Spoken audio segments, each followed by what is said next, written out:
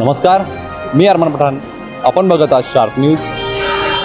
आपलं शहर, आपलं गाव, आपली बातमी आपल्यापर्यंत पोहोचवण्यासाठी शार्प न्यूजची टीम नेहमीच कार्य करत असते.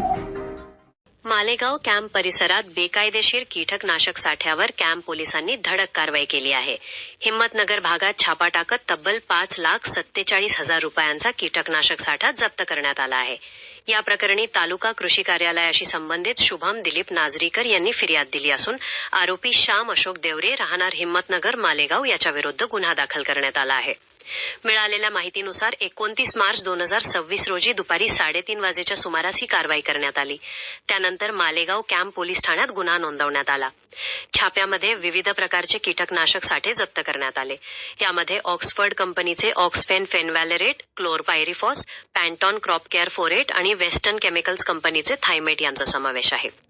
या सर्व मुद्देमालाची एकूण किंमत 5,47,000 रुपये इतकी असल्याचे अधिकृत नोंदीत नमूद करण्यात आले आहे.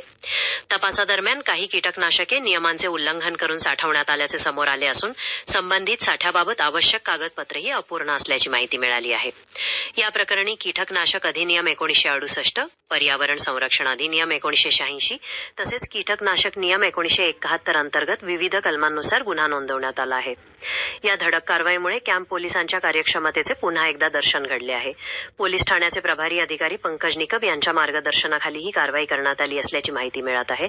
स्थानिक नागरिकांमध्येही या कारवाईबद्दल समाधान व्यक्त होत असून विशेषतः कॅम्प परिसरातील नागरिकांकडून पोलिसांच्या कामगिरीचे स्वागत केले जात आहे.